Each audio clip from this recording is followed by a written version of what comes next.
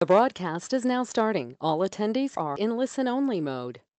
Good afternoon and welcome to the DFK Australia New Zealand Doing Business in Hong Kong webinar. This is a part of our Doing Business Overseas series where we're taking you through the steps and the considerations to have before you go into a new country with your business. Now, if you've not heard of DFK Australia New Zealand before, we pride ourselves on having local knowledge with our local firms, national connections right across Australia and into New Zealand, and also global reach. We're a part of an association of 435 offices in 93 countries across the world.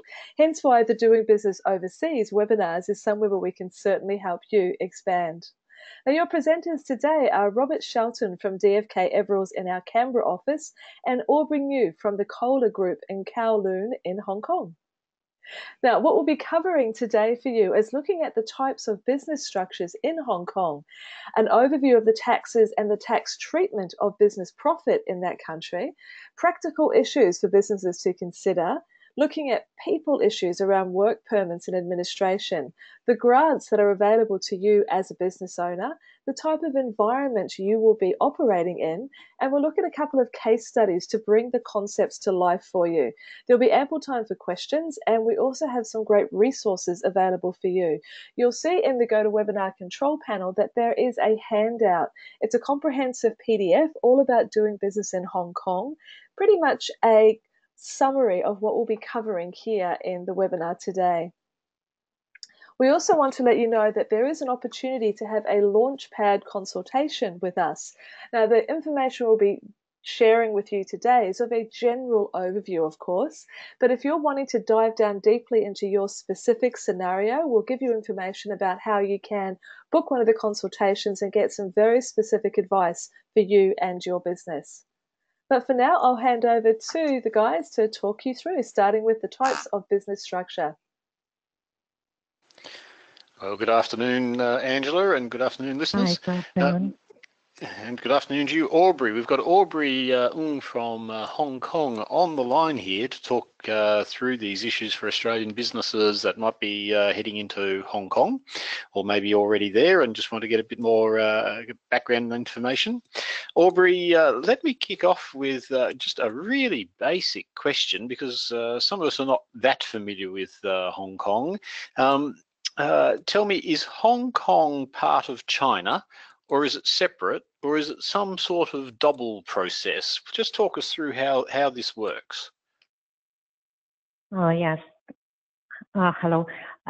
Actually, Hong Kong is part of China after the return to China in 1997.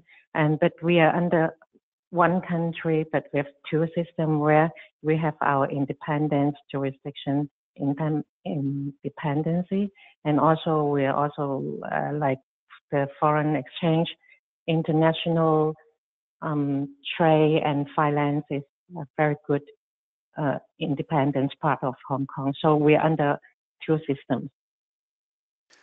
Right, so that's a bit strange for a lot of us to understand, but for some of us who've been around for a little bit longer than others, we might remember Hong Kong being handed by the British back to the Chinese just over 20 years ago. But there's two systems, one country is certainly an interesting issue for business to contemplate, and we'll see as we progress through these slides that difference keeps coming up. But if we are thinking about doing business in China, sorry, not in China, in Hong Kong, or in the Hong Kong part of China, we kick off with, we probably need to think about what our business structure is that we should be using in Hong Kong.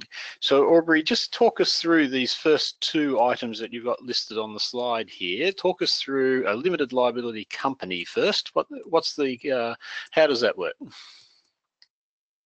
Yeah, in Hong Kong, the most common business vehicle is in the form of limited liability companies, where people can use as low as $1 capital to set up a limited company, where that means, in a sense, the liability of the company is only to $1, which also the company has a separate legal entity capability to do all the contracts, do all the transactions.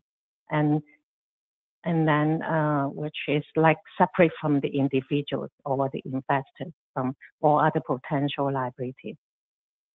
And this is a very common form of company that the foreign investors will set up, or even for local investors to set up. And for foreign companies, they can also set up branch office in Hong Kong. So what's the difference between the same tax? Sure. So what's the difference between a branch and a limited liability company? A branch is different from limited companies. A branch is actually belongs to the headquarters. Like for Australian company who set up a branch in Hong Kong, actually is they can carry out business in Hong Kong and also following all the compliance in Hong Kong for tax filing, annual return filing, and that this for all other like audit and finance. So liabilities is based on their home country, like in Australia. And with a representative office, they cannot carry out any business, but they can act as a liaison office, like doing some sales liaison or like local networking activities, but cannot generate revenue by itself. Right. So in looking at whether we would use a Hong Kong company or whether we might have our Australian company establish its own presence in Hong Kong as a branch, what would be the difference in where a liability sits? If something goes wrong, heaven forbid, in that Hong Kong business activity, what's the difference between a branch and a Hong Kong company for the Australian operation? The difference of a branch in Hong Kong is the branch is attached to the Australian holding company's headquarters. So all the compliance and jurisdiction will be subject to the Australian law other than the Hong Kong law. So it's different. So all the liabilities lie still with the Australian company. But if you set up a limited company separate, in Hong Kong, it's really a separate limited company in Hong Kong where all the jurisdiction or they will fall into the law of Hong Kong.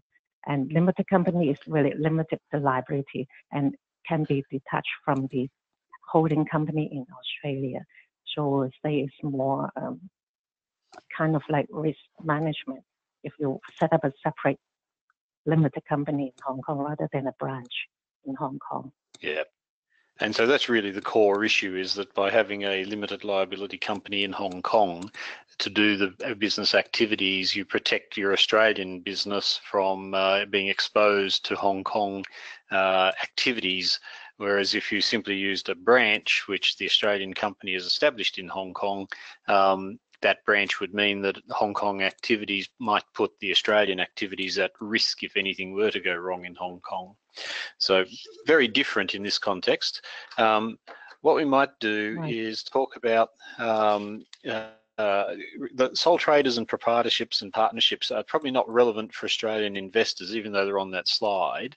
So we might move on to the next slide and talk instead about the overview of the tax treatment of business profits in Hong Kong. And you've got two different tax rates there, 8.25% to 16.5% for our Hong Kong trading business. How do we know which tax rate we're going to pay, Aubrey? Yeah, actually there is we call it two tiers profit tax rate system since this year. This is a new tax policy where limited company can enjoy a 50% concession of their profits for the first 2 million profits and down to 8.25%. And then for any profits above 2 million is will be taxed at 16.5%. This is a new tax incentive system implemented this year, started from 2018. So either way, 8.25% sounds really good. Even if it was 16.5%, that's a lot less than the Australian company tax rate, which sits around 27.5 or 30%. So it looks like a really attractive rate. Time to move to Hong Kong, I reckon. But you've also got some withholding taxes. And again, just talk us through what these withholding taxes are and how they work, if you could, please. Yes, actually, there is only a few withholding tax in Hong Kong. Like other countries, we don't have dividend withholding tax, and we don't tax on bank interest for a company in Hong Kong. The most common withholding tax is the royalties that the Hong Kong company pays to a country outside Hong Kong, where the royalties or patents that the Hong Kong company use, and they have to pay to a foreign country. Then the Inland Revenue Department will make a deemed profit of the total payment of the royalty out of Hong Kong of 30% is the deemed profit generated by the foreign company in this royalty. And then they will charge on 4.95% if the royalty is paid to a third party unrelated company. But if the royalty is paid from Hong Kong company to their related company, and the tax will be 16.5% on the 30% of the total royalty payment. Well, that's very different to a lot of the double tax agreement rules that we have, where the royalty with the withholding tax on royalties can be a flat 30% of the royalty amount to start with. It hasn't got a further calculation attached. So yours is actually a relatively generous calculation on that, and quite different to some of the ones that we've seen in this webinar series.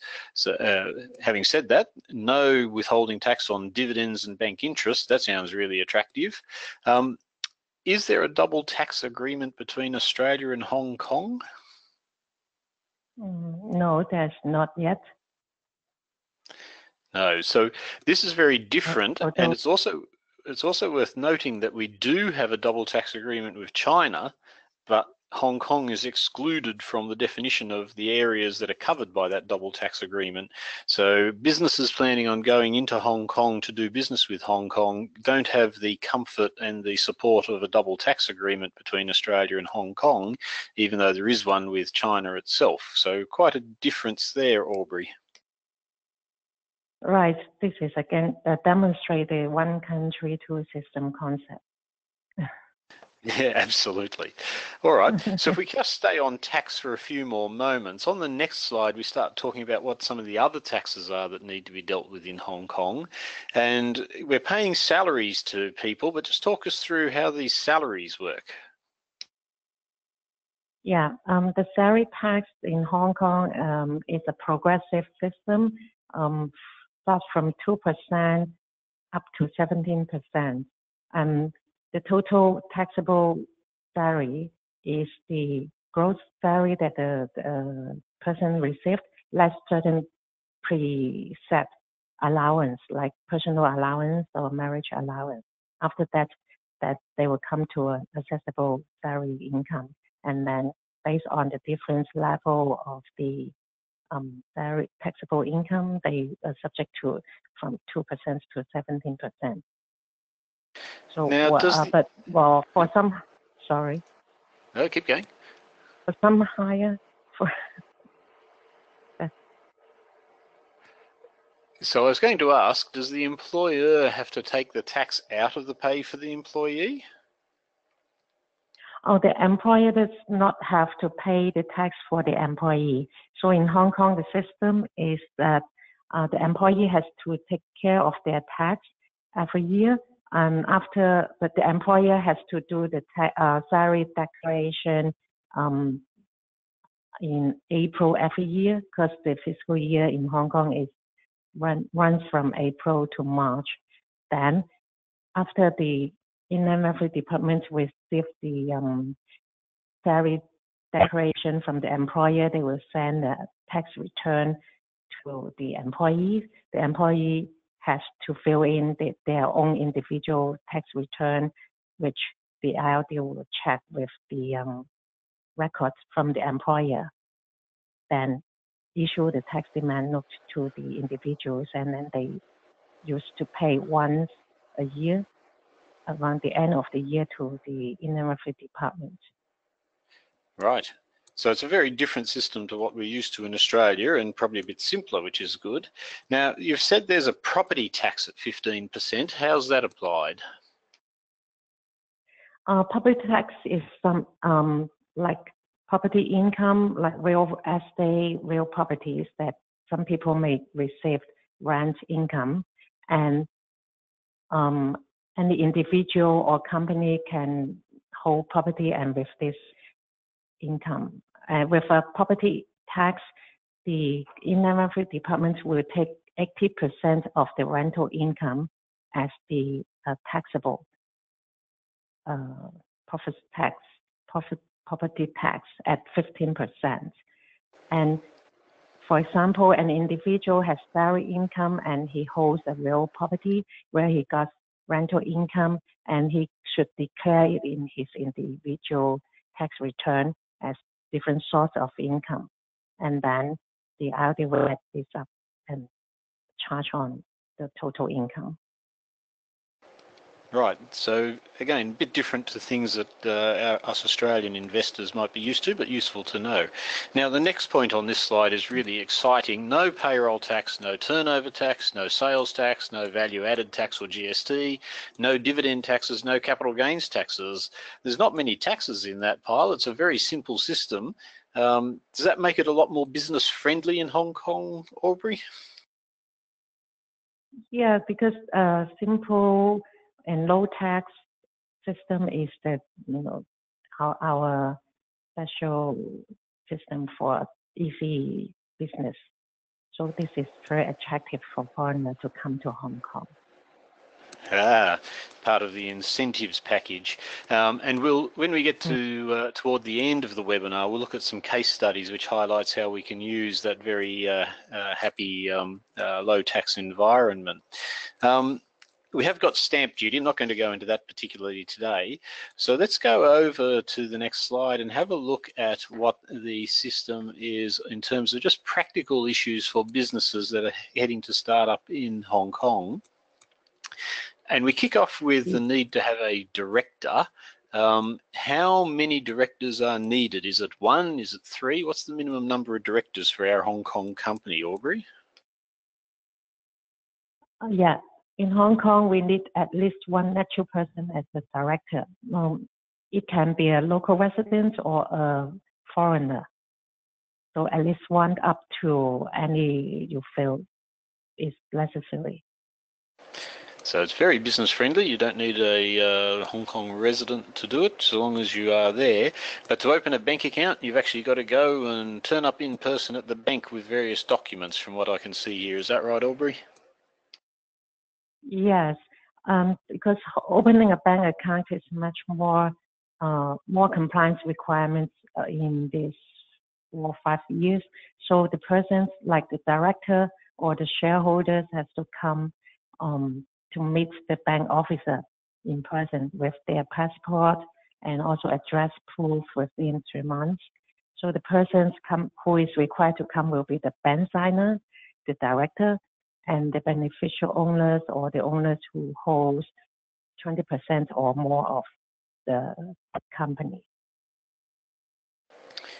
Right, so a little bit to be aware of in there.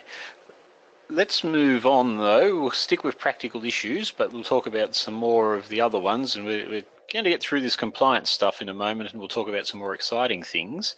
So on the next slide, we talk about the annual compliance burden with having to do tax returns and annual returns. And in this webinar series, we've seen that that's pretty common across the various places that we've been talking about. But let's talk about this audit issue. Does our Hong Kong company that we might have set up, does it need to have an audit? How's that work?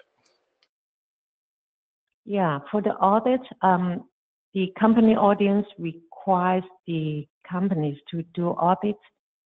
The audit report should be presented in the annual general meeting for the shareholders' approval and acceptance. But it is not necessary for the Inland Revenue Department to fill when they see it for the tax filing.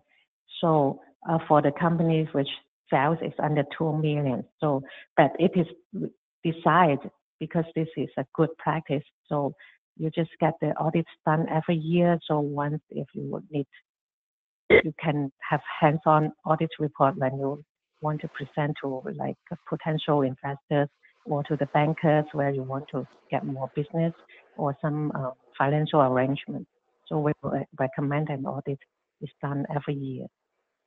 Right, and that's commonly the case that even though you might be a smaller entity, as you've said here, under $2 million, most of those companies would still get an audit because that's considered normal practice in Hong Kong? Yes. Yes. Yeah, okay. Most of the company will do that. Right. Okay, that's useful to know. It means that even though people in Australia might not be a big fan of getting audits done, and understandably so, that is sort of the cultural common practice in Hong Kong. So let's now talk about the company secretary for a moment. What you said on the slide here is that it needs to be a separate person, but it could be an entity that's resident in Hong Kong. So the position of company secretary could be filled by an office and agency or your accounting firm or similar service providers. Is that correct, Aubrey? How does that work? Yes, exactly. Because in Hong Kong, a company secretary is a person or entity, because an entity means a company who is a legal entity. But it must be a Hong Kong resident. Like if a company, like a service provider, can act as a company secretary for their clients, so they must be registered Hong Kong company. A person, actually for Hong Kong, most of the company will use a service provider to act as their company secretary, because being a company secretary, they have to, observe all the compliance filing due days, like the annual return, the above talking, to prepare all the board resolutions, to prepare all the annual general meeting minutes, and to have the company to be in compliance and good standing. So we would recommend that the foreign investors should appoint a professional firm to be their company secretaries. Right, so this is, again, it's different to that which we might be used to in Australia, where the company secretary has to be a natural person. In Hong Kong, it can be a service provider, and it sounds like that's how Hong Kong makes sure that they have a link from Hong Kong directly to the company, even though they don't need a resident director, they do need a resident secretary, but that could be a service provider. Outstanding, very good approach.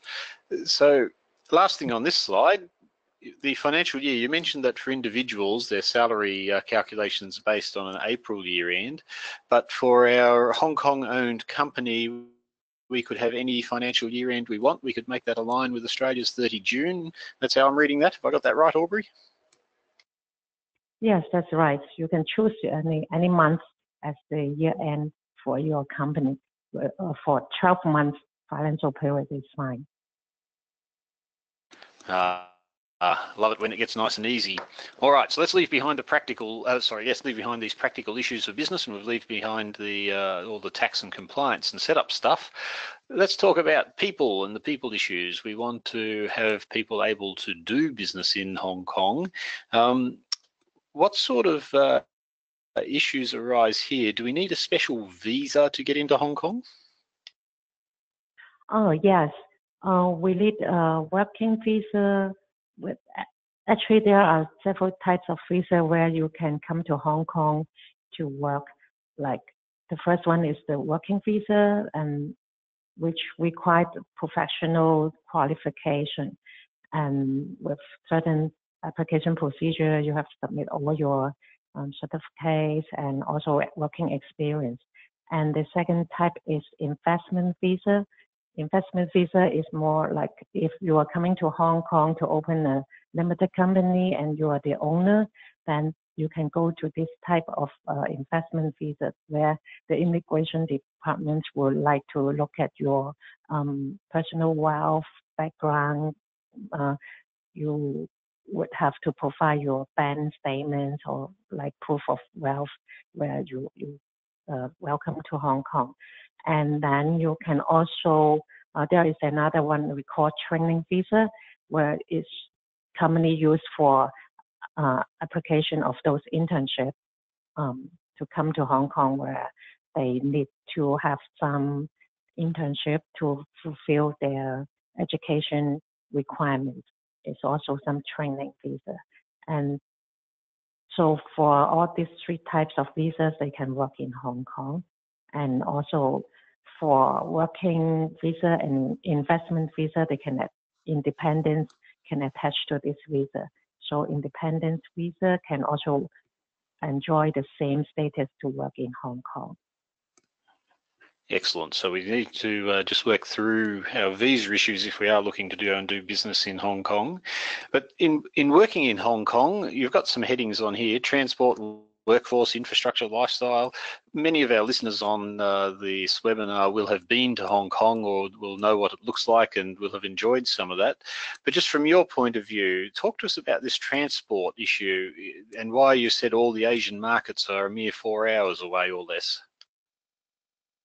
Yes, the transportation in Hong Kong is, we have a very good railway station, mass transit railway, and we also in the center of Asia country, like if we travel to China, you may heard about the high-speed train, and then we have new railway directly approach to southern China.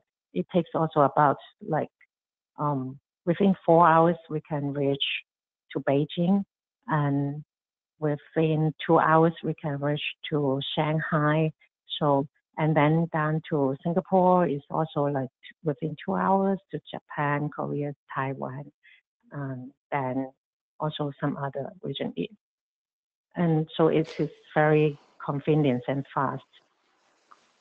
Sure, and that's one of the reasons why Hong Kong really is positioned, particularly for access into China, and we'll talk some more about that when we get to the case study shortly. And as I say, for anybody who's been to Hong Kong will know that the lifestyle, the food, and the shopping and everything that goes with that, it's all very first class and an outstanding experience. So let's go on to the next slide, where we've already talked about the visa issues on the next slide, but you've got one extra little thing that we do need to be aware of when we're looking after the people that we might be employing. Just talk us through the Mandatory Provident Fund, Aubrey, please.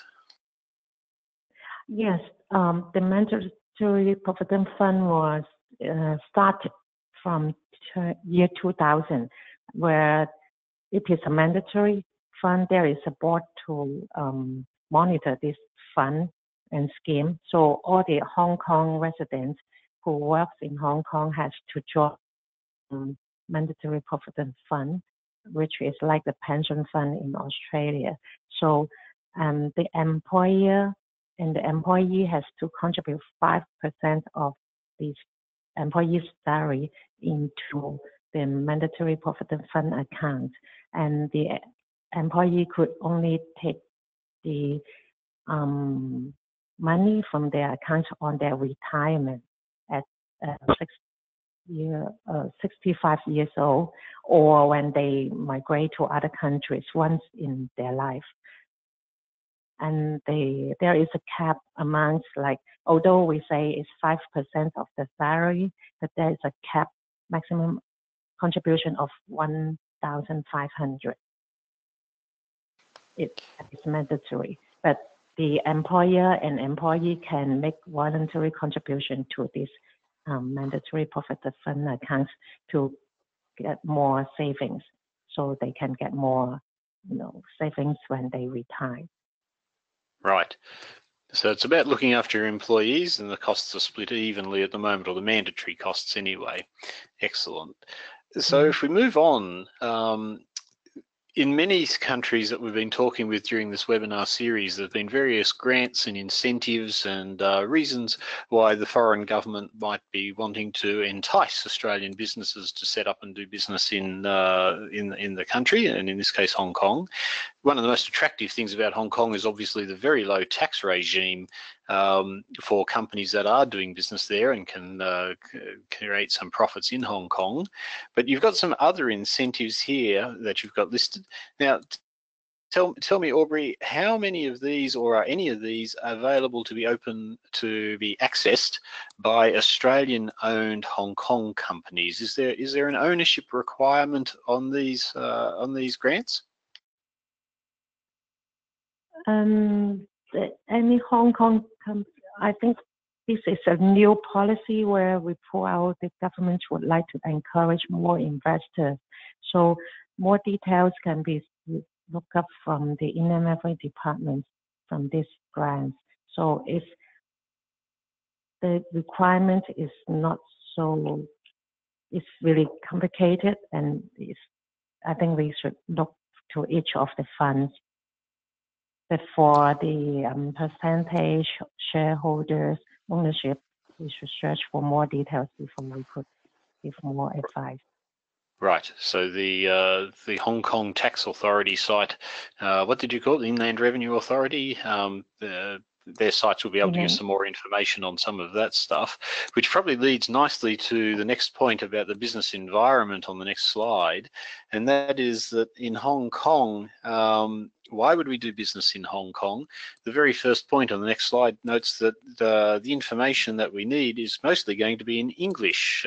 Just talk us through the business environment and the contracts and so forth that we might have to deal with in dealing in Hong Kong. Is it all in English? Most of the contracts are in English.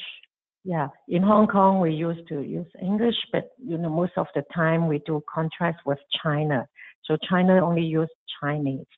So we see a lot of practical issues that the Chinese government would lead translation from English or other language into Chinese whenever our clients would like to set up companies in China. So, but in Hong Kong, they don't, if it is English or Chinese, it's fine. Right, so when you say Chinese, do you really mean Mandarin and Cantonese? Yes, Mandarin and Cantonese both. And so that's what is fine for Hong Kong.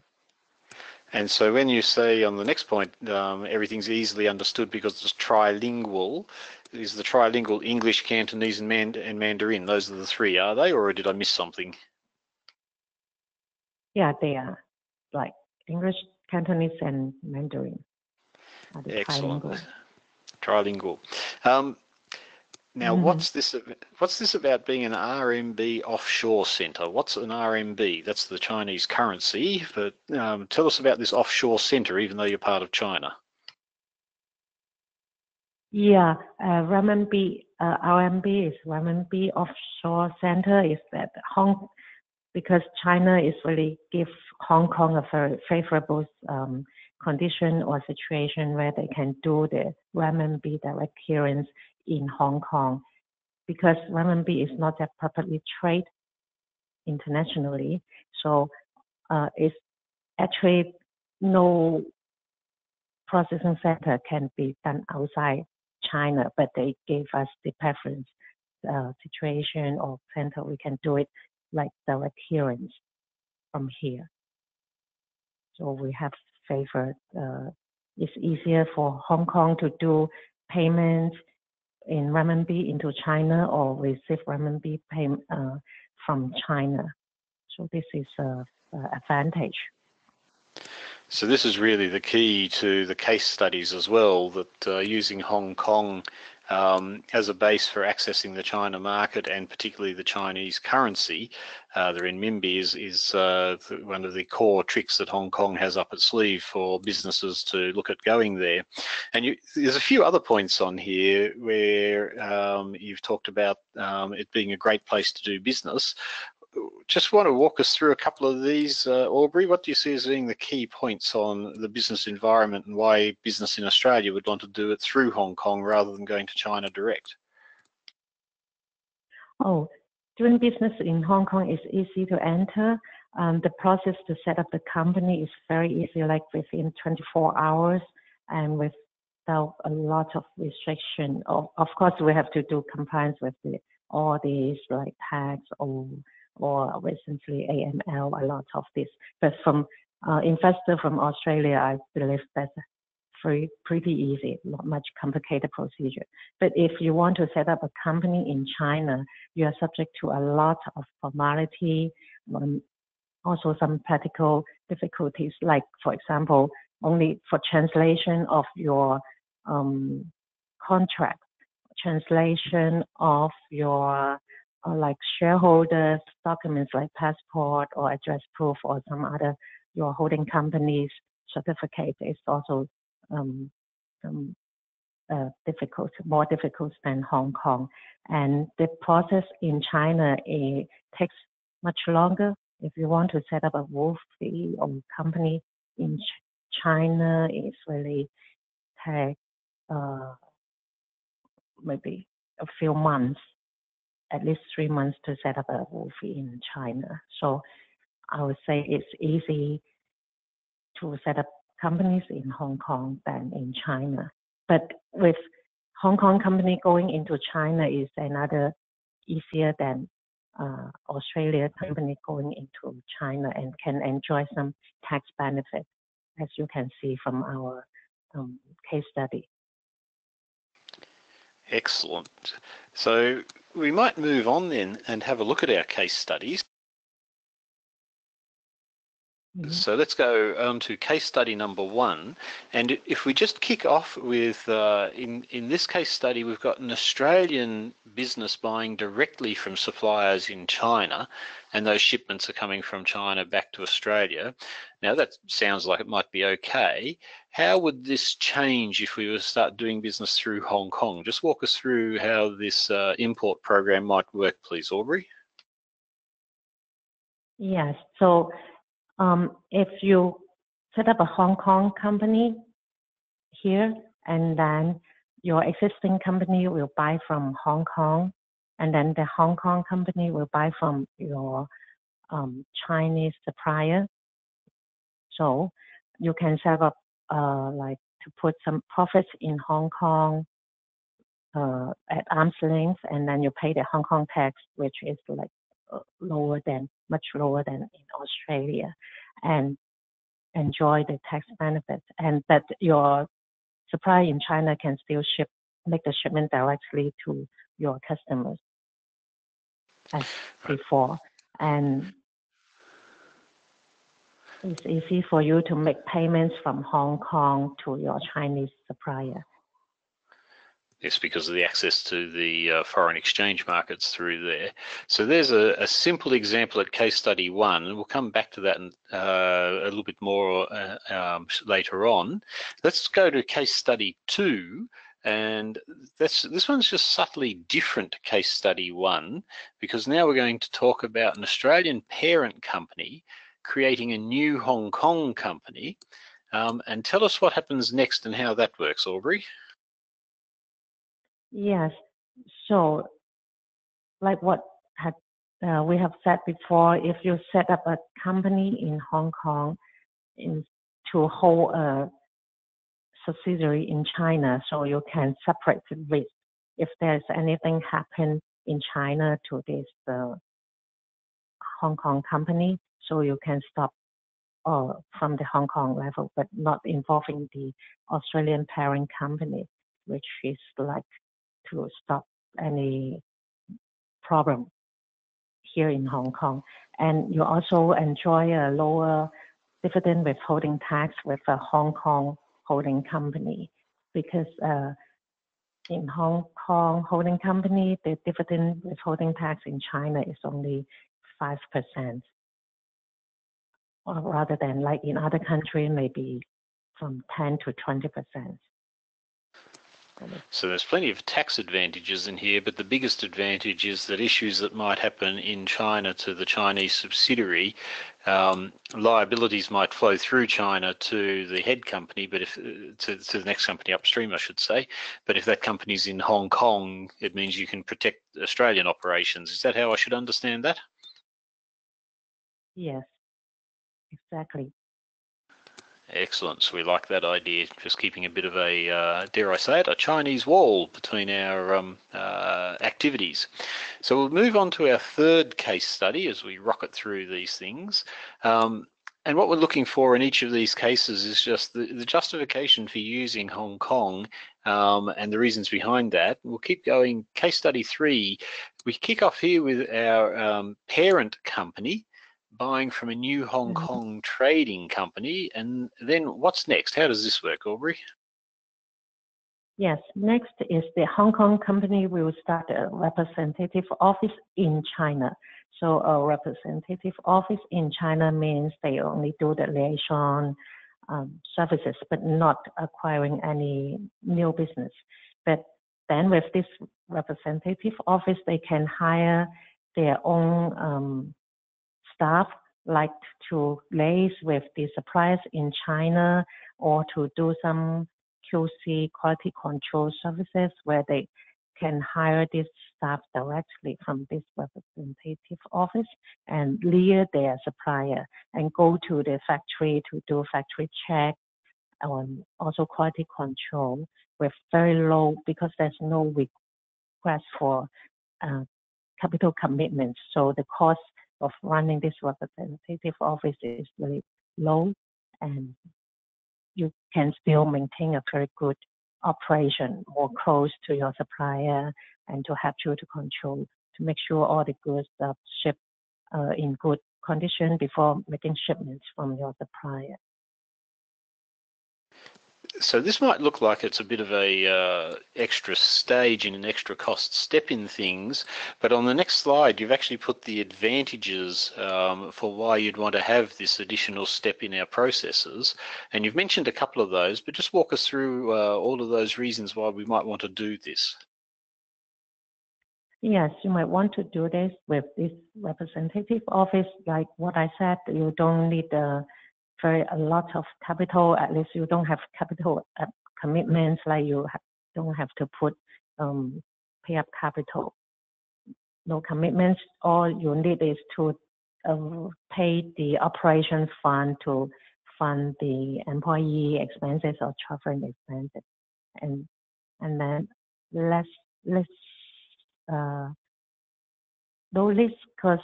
risk, sorry, and because there is not a separate entity and you don't do any business, so there's no risk, or we cannot see a lot of like business disadvantage. And then tax advantage, because you don't have to pay a lot of tax. All you have to do to pay is the deemed income, corporation income tax based on your expenses. There is the deemed profit and pay their standard profit tax based on your expenses. And then it's really close to your suppliers, and then it's easy for your coordination. And there's no liability attached to the parent company. So this is really a good way to have a good quality control presence and people on the ground presence in China, but limiting all of the administration and risk and issues to activities in Hong Kong where it's perhaps easier to do business. Is that the summary I should understand from that? Yeah. Yes. Excellent. So if we just move on to the next slide, we've really moved to, there's lots of really good reasons why we should be in Hong Kong. And what really, Aubrey, what you're really saying is that Hong Kong is a great destination in its own right, but also it's the leaping off place for anybody who wants to do serious business into China without having all the risk and exposure and perhaps some of the cultural learnings that would have to happen to do business directly with China. Is that how you'd see it? Yeah, actually, doing business in Hong Kong is a good connection to China, and it really facilitates a lot of convenience and more risk management, from my point. And because it's really all the risk stop with the Hong Kong company, and then with the Hong Kong with so close to China and the system, and China always offer Hong Kong more advantage than other countries, and because we are in one country, and the Hong Kong and China culture is very similar, and the China, Hong Kong people can communicate closely and they work easily together. And to get to know from Hong Kong, you can get more close information, like because in China the compliance requirements or their rules and regulations is always change very fast. And in Hong Kong, we can get a very update information, and we can get up to speed with the changes, because like our experience with doing business in China is really the regulation is really, we have to spend a lot of resources to get update, and then to get to know, maybe sometimes we only know that the rules has been changed yesterday. So this is and also why I think our service providers' role is to help our clients to know more about the update compliance and help them to resolve any changes and issues that they may face. So I would say doing business in Hong Kong is more flexible and transparency for investor from overseas, and where Hong Kong as a hub and communicate can make the process more smooth and efficient and more successful for doing business in China, because China is a very big market for everyone. Yes, it's a very big market indeed. So with that, we might throw back to you, Angela, to see if we've got any questions coming through at this stage, and see what our webinar attendees, if there's anything coming up from them. Angela, back to you. Absolutely. We have a question here from Brian on the line, who's asking, when should a business start considering trademark registration? Yeah, good questions. So actually the trademark registration should come at the first time. This is very good question, because we need very protection to the trademark, especially doing business in China.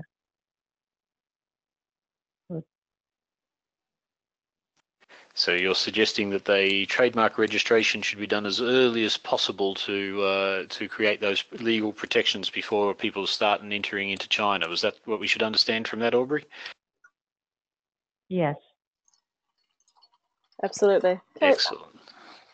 That seems to be the only question that's been typed in at the moment. So just checking with the others on the line, if you would like to ask a specific question of the guys, you can click on the raise your hand in the GoToWebinar control panel.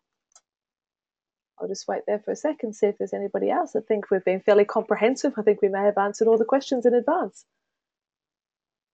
So that looks okay. All right. Well, I want to say thank you to Aubrey from Hong Kong for joining us for this webinar and for giving us some real feet on the ground examples and information about doing business in Hong Kong, and appreciate your time.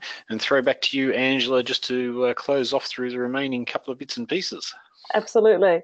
So as we've just said, we've covered a fair bit today with the help of Aubrey. Thank you so much. But if you would like to book and have a more detailed consultation about your specific scenario, you can call and book a Launchpad consultation with us. We're looking at scoping your expansion opportunity, ascertaining the very specific steps to take for your business, and most importantly, knowing the right questions to ask our Hong Kong advisors. So the details are there on the screen, and they will also come out to you in an email tomorrow, along with a recording of this session and a copy of the slides that you can then refer back to.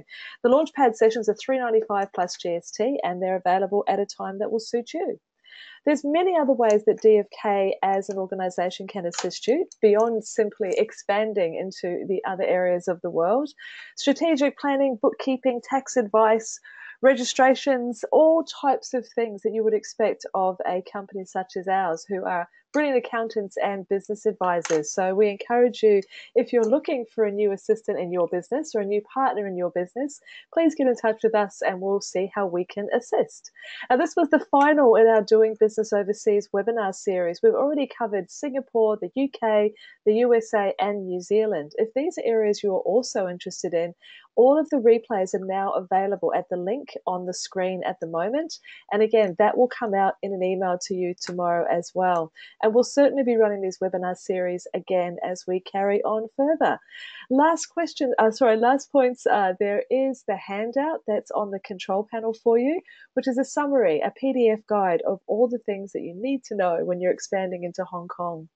So thank you so much for your time investing it here with us today. We'll keep in touch with other webinars about business growth subjects and topics that we feel will be very important and very useful for you. And we look forward to being of service in the future. Take care and have a wonderful afternoon.